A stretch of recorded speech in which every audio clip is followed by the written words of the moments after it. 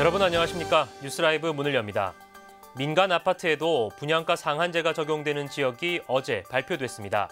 최근 집값 상승을 주도하거나 분양 예정 물량이 많은 지역이 타깃이 됐는데요.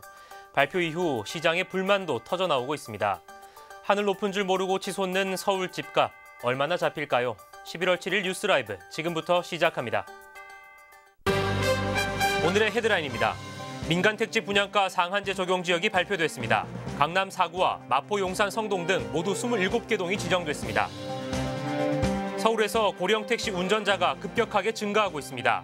안전사고 예방을 위한 대책 마련이 시급해 보입니다. 박원순 시장이 광화문 광장 재구조화와 관련해 종로구 주민들과의 현장 토론을 마련했습니다. 주민들의 반응은 싸늘했습니다. 송파 둘레길이 산책로 정비와 체육시설 조성 등을 통해 모습을 갖춰가고 있습니다. 내년 말 사업이 완료될 계획입니다.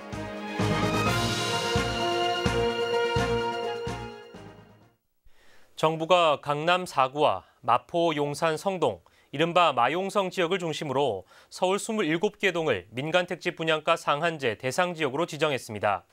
이번에 제외된 지역일지라도 고분양가 책정 등 시장 불안 우려가 있는 경우 추가 지정에도 나설 계획입니다.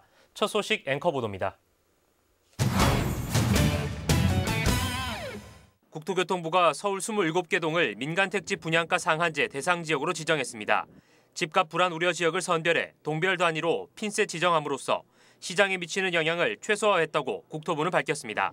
강남구와 송파구 각 8개 동을 비롯해 이른바 강남 4구에서 22개 동이 마포와 용산, 성동과 영등포구를 합쳐 총 5개 동이 지정됐습니다. 강남 4구는 최근 집값 상승률이 높은 지역을 중심으로 지정했지만 사업 물량이 적어 시장 영향력이 상대적으로 작은 지역은 제외됐습니다. 그 외 구에선 고분양가 책정 우려가 있는 지역을 중심으로 지정했습니다. 한편 국토부는 이번 지정을 1차 지정으로 밝히며 지정되지 않은 지역에 대해서도 고분양가 책정 움직임 등 시장 불안 우려가 있는 경우 신속히 추가 지정에 나설 예정이라고 밝혔습니다. 딜라이브 서울경기 케이블 TV 김동훈입니다. 서울의 택시기사 중 60세 이상 고령 운전자가 증가하고 있는 것으로 나타났습니다. 특히 최근 5년 새 7, 80대 택시 운전자도 가파르게 증가했는데요. 운전자 본인뿐만 아니라 승객의 안전을 위한 대책 마련이 시급해 보입니다. 보도에 엄종규 기자입니다. 지난 2014년 3만 9천여 명이었던 60세 이상 고령 택시 운전자는 올해 5만 1천여 명으로 30% 증가했습니다. 이 중 70대 운전자는 5,100여 명이, 80대도 260명이 늘었습니다. 최근 진행된 서울시의회 행정사무감사에선 이 같은 택시 운전자 고령화로 인한 안전 문제가 제기됐습니다. 60세 이상의 택시기사 중에 증가 추세가 있습니다. 네. 알고 있나요? 네. 고령 택시 운전자 관련된 그간의 서울시 대응 결과와 향후 대책이 있습니까? 답변에 나선 서울시 관계자는 현행법에 따라 운전자의 연령을 강제로 제한할 수 없다고 밝혔습니다. 다만 운전자 고령화로 인한 사고 위험 증가에 대해선 공감하고 있다며 법 개정이 필요하다는 데 뜻을 같이 했습니다. 사고 위험이 높아지는 게 그 데이터로 나옵니다. 하지만 현행법상 그 나이 규제가 안 되기 때문에 저희는 법 개정으로 그 예를 들면 일정 연령 이상 되면 새롭게 양수할 수 없도록 택시 운전면허를 제한할 수 있도록 정부에 제안도 했습니다. 저조한 자격 유지 검사 참여율도 문제입니다. 올해부터 65세 이상 택시 운전자는 시야각과 반응 속도, 주의력 등의 검사를 의무적으로 받아야 합니다. 하지만 현재까지 대상자 중 검사를 마친 비율이 10%에도 미치지 못하고 있습니다. 그런데 그 자격 유지 검사가 몇 프로나 되고 있나요, 그러면? 검사는 금년부터 본격 시행이 되고 있는데요. 차별로 하고 있습니다. 지금 실시율이 전체 8.6%, 10%가 아직 안 되고 있습니다. 서울시는 자격유지 검사가 의무이기 때문에 검사 기한인 내년 2월까지 마무리될 것이라고 덧붙였습니다. 하지만 고령 택시 운전자 안전사고 예방을 위한 대책을 두고 현장에서는 생계와 직업 선택의 자유를 제한한다는 반발의 목소리도 있어 한동안 진통이 예상됩니다. 딜라이브 서울경기 케이블 TV 엄종규입니다. 광화문 광장을 새롭게 만드는 서울시의 재구조화 계획이 정부와 지역 주민들의 반대 여론 등으로 사실상 재검토에 들어갔습니다. 박원순 시장은 종로구 주민들의 의견을 듣기 위해 현장 방문에 나섰는데요. 주민들의 반응은 싸늘했습니다. 지혁배 기자입니다. 광화문 광장 인근 종로구 거리에 박원순 시장과 서울시 직원들이 나섰습니다. 지난 1일부터 3일까지 삼청동 등 5개 동을 차례로 방문한 뒤 마지막으로 종로구청에선 시민들과 현장 토론회를 마련했습니다. 과거 같았으면 아마 그대로 갈 수도 있지만 저는 절대 그래서는 안 된다. 그렇게 생각하고 새롭게 완전히 주민들의 말씀을 처음부터 다시 들어서 종로구 주민들의 반응은 여전히 싸늘했습니다. 더욱 커지고 잦아지는 집회와 시위 때문에 정작 지역 주민들은 피해를 보고 있다는 겁니다. 시민들에게 돌려주기 위한 거다 그러셨는데 시민들한테 돌려주는 건 맞습니다. 집회하는 시민들한테 돌려줬다 이거죠. 저희 동네 그래요. 사실은 양파가 폭락하면 양파 와서 던지시고요. 뭐 팥가 폭락하면 파 와서 던지세요. 그리고 저희는 하루에 시위를 3차례 오세요. 10시 타임 오시고요. 12시 타임 오시고 2시 타임 오세요. 왜 그 인천에 아파트가 금이 가는데 청와대에 오시는지 이해가 안 돼요. 저희는. 박 시장은 주민들의 강한 반대에도 더 많은 의견 수렴을 거치겠다며 자리를 마무리했습니다. 대한민국이 이런 하나의 쟁점과 현안을 놓고 거친 어떤 주먹질이나 또 이런 싸움이 아니라 정말 깊이 있게 각자의 얘기를 이렇게 할 수 있는 이것이 저는 우리 대한민국이 발전한 것이고. 광화문 광장 인근 지역 주민들의 반대 의견을 직접 들은 박원순 시장. 지속적인 소통으로 새로운 광화문 광장 조성에 대한 여론을 형성한다는 계획입니다. 딜라이브 서울 경기 케이블 TV 지역배입니다. 국립중앙의료원이 소음 등의 이유로 서초도 원지동 이전에 반대하고 있는 가운데 서울시가 원안대로 추진하겠다고 밝혔습니다. 시는 지난 2014년 보건복지부와 업무협약에 따라 중앙의료원의 원지동 신축 이전을 변함없이 지원하겠다는 기본 원칙을 다시 한번 확인했다며 병원의 추가 부지 요청을 수용하고 진입로 확장을 위한 도로를 설계 중이라고 설명했습니다. 서울시는 복지부와 협약을 통해 부지 매입을 지원하고 복지부는 을지로 부지에 200병상 규모의 서울의료원 분원을 신축해 기부 체납하기로 약속했습니다.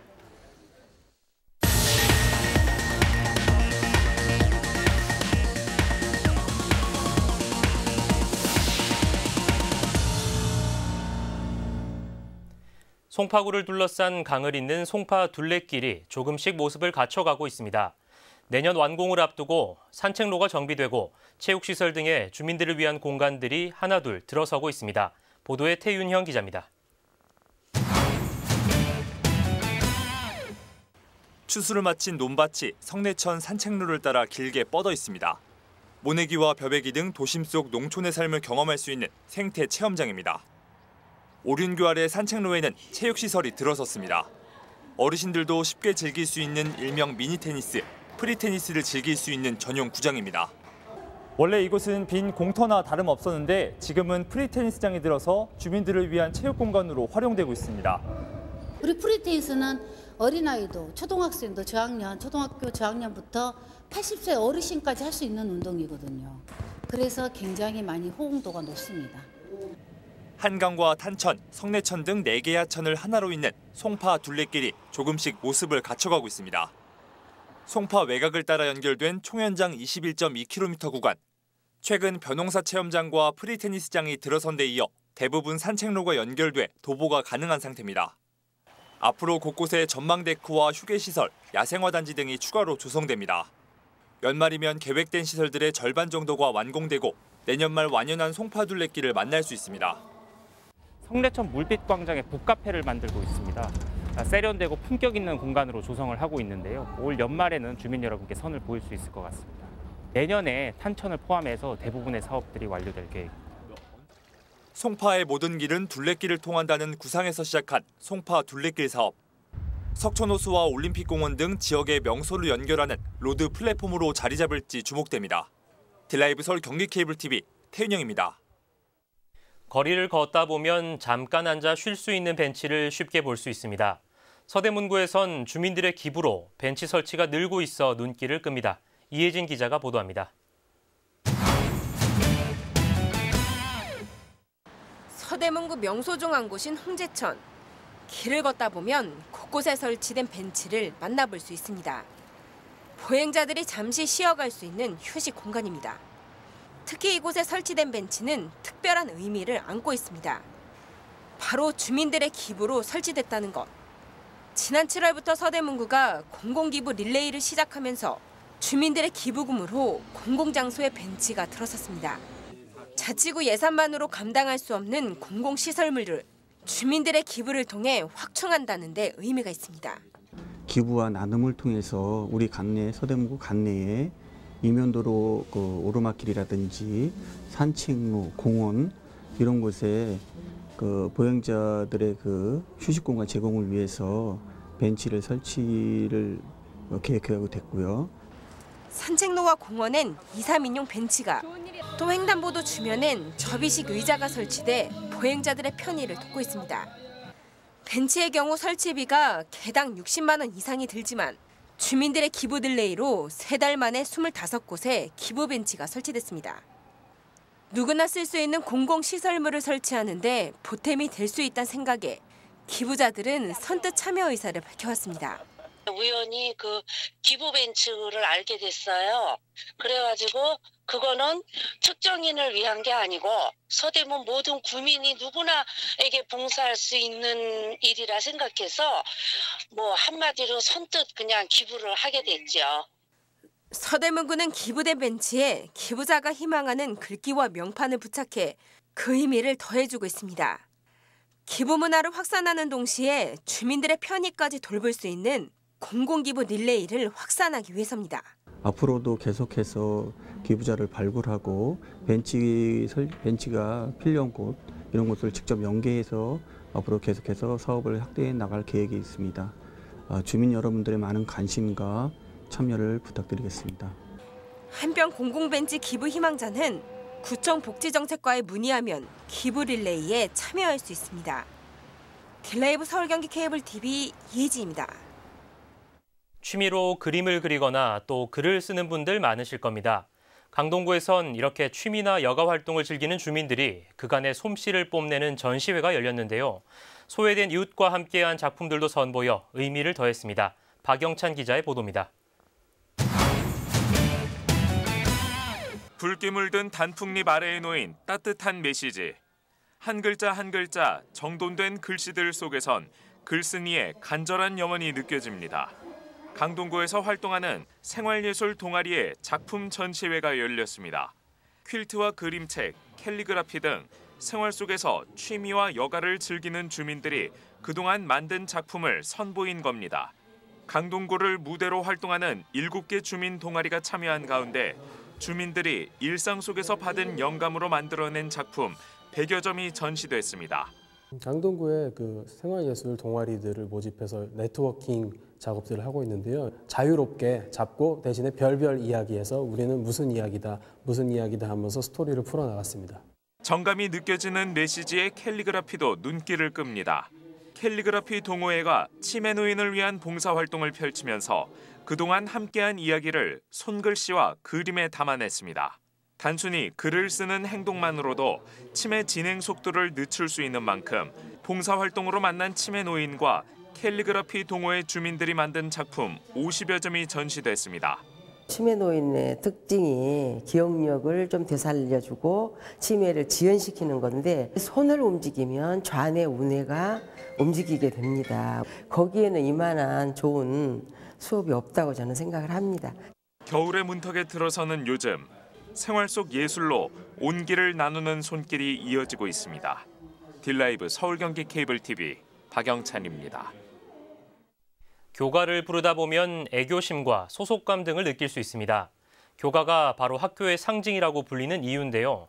딜라이브 디지털 OTT 방송에서는 지역사회 공헌의 일환으로 오래된 교가를 편곡해주는 프로그램을 운영하고 있는데요. 올해로 10주년을 맞았습니다. 이재용 기자입니다.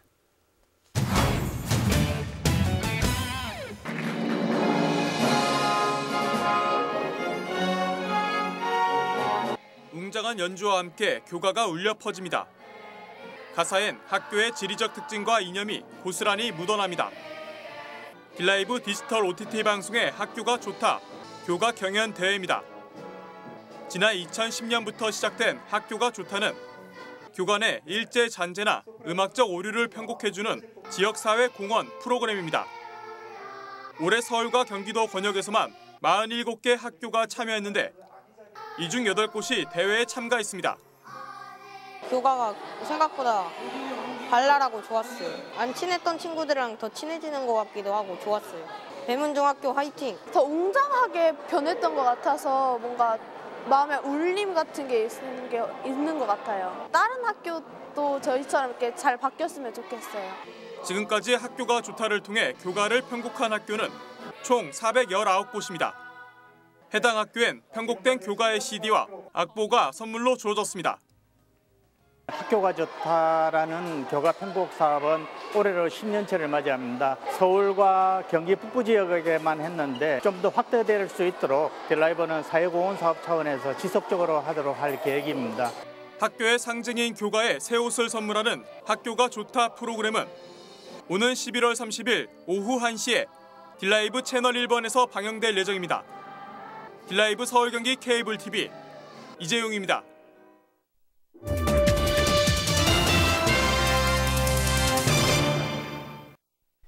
광진구청이 양진초등학교 앞 도로공사 시행을 예고했습니다.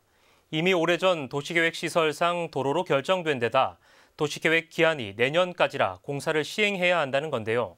학부모들은 아이들의 안전을 위협한다며 거세게 반발하고 있습니다. 보도에 조성협 기자입니다. 양진초 중학생들의 통학로로 이용되는 길입니다. 길 왼쪽엔 보행로가 설치돼 있고 그 아래로 보도블록이 깔려 있습니다. 광진구는 이 길에 폭 10m, 길이 190m의 차로 공사를 계획 중입니다.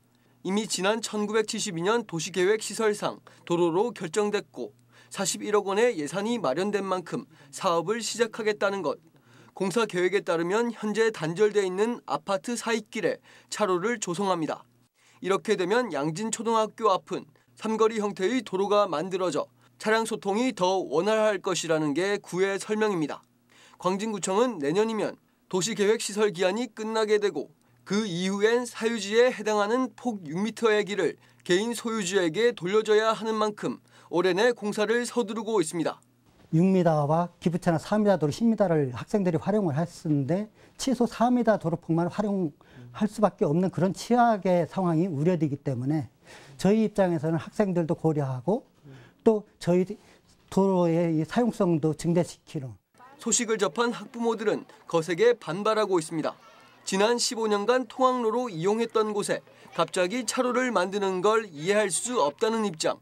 더구나 양진초중학교를 합쳐 2,500여 명의 학생이 통학하는 만큼 안전에 더 신경 써야 하는데도 불구하고 오히려 구청이 그 역할을 외면하고 있다고 말합니다. 중학교 시간 막혀 있잖아요. 그런데 차 왔다 갔다 하죠. 그래서 사고가 난 적이 한두 번이 아니에요.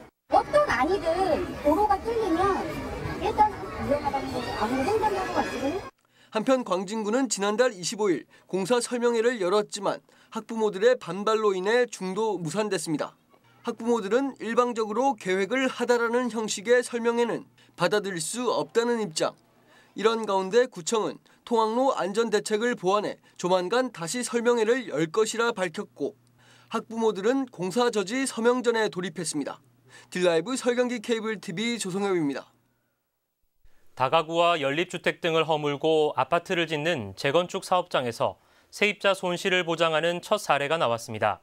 서울시가 노원구 월계동 재건축 지역을 대상으로 세입자 보상 대책안을 발표했습니다. 박선화 기자의 보도입니다. 철거를 앞둔 재건축 사업장에서 세입자와 용역 간 충돌이 빚어진 장면입니다. 세입자가 나갈 수 없다고 버티자 결국 물리적 충돌까지 빚어진 겁니다. 원인은 보상비입니다. 공공주도형 재개발과 달리 민간주도형 재건축은 세입자를 위한 의무 보상 규정이 없습니다. 그렇다 보니 강제 철거를 비관한 세입자가 스스로 목숨을 끊는 안타까운 일도 벌어지고 있습니다. 그 돈 갖고 어디로 그러니까 아니 살고 나서 전세비가 너무 작으니까 그 돈 갖고 어디 움직일 데가 없어요. 서울 시내 단독주택 재건축 사업장에서 세입자 보상 대책이 마련된 첫 사례가 나왔습니다. 대상은 노원구 월계동 487의 17번지 일대 재건축 지역입니다. 서울시는 이 지역 정비계획 변경안에 세입자에 대한 보상 대책도 포함시켰다고 발표했습니다. 정비계획안에 따르면 서울시가 재건축 사업장의 용적률 상향과 기부 체납 완화 등 사업성 보장을 위한 인센티브를 주고 그에 따라 사업 시행자는 세입자에게 주거 이전비와 상가 영업 보상비를 지원한다는 내용입니다. 재개발에 준해서 이제 단독주택 재건축도 세입자 대책을 하자라는 게 이제 내용이고요. 기부 체납량을 좀 줄일 수도 있고요. 여러 가지 방안이 있는데 기본적으로는 이제 용적률을 조금 더 허용 용적률을 저희가 주겠다라고 돼 있는 거죠. 현재 서울 시내의 정비계획 변경을 준비 중인 단독주택 재건축 구역은 모두 13개. 서울시는 월계동 사례가 다른 사업장에도 긍정적인 영향을 줄 것으로 보고 있습니다. 들라이브 서울경기 케이블 TV 박선아입니다. 송파구가 오는 25일까지 올해 가구주택 기초조사를 실시합니다. 조사 대상은 지역 내 빈집을 포함해 모두 26만 3,237가구로 조사는 현장 방문을 통해 진행됩니다. 이번 조사를 통해 송파구는 지역 내 빈집 여부와 건물 건축 연도, 거주 가능 가구 수 등 12가지 항목을 확인합니다. 마포구가 오는 8일 오후 2시부터 마포구청 1층 로비에서 관광 일자리 박람회를 엽니다. 이번 박람회엔 롯데시티호텔과 홀리데이인 익스프레스, 한국민속촌과 각종 여행사 등 18개 유망 기업이 참여합니다. 관광 분야와 조리 분야, 상담과 영업 관리 분야 등 각 분야별 인력을 충원하게 되고 현장에서 기업 인사 담당자와 구직자 간 1:1 현장 면접이 진행됩니다.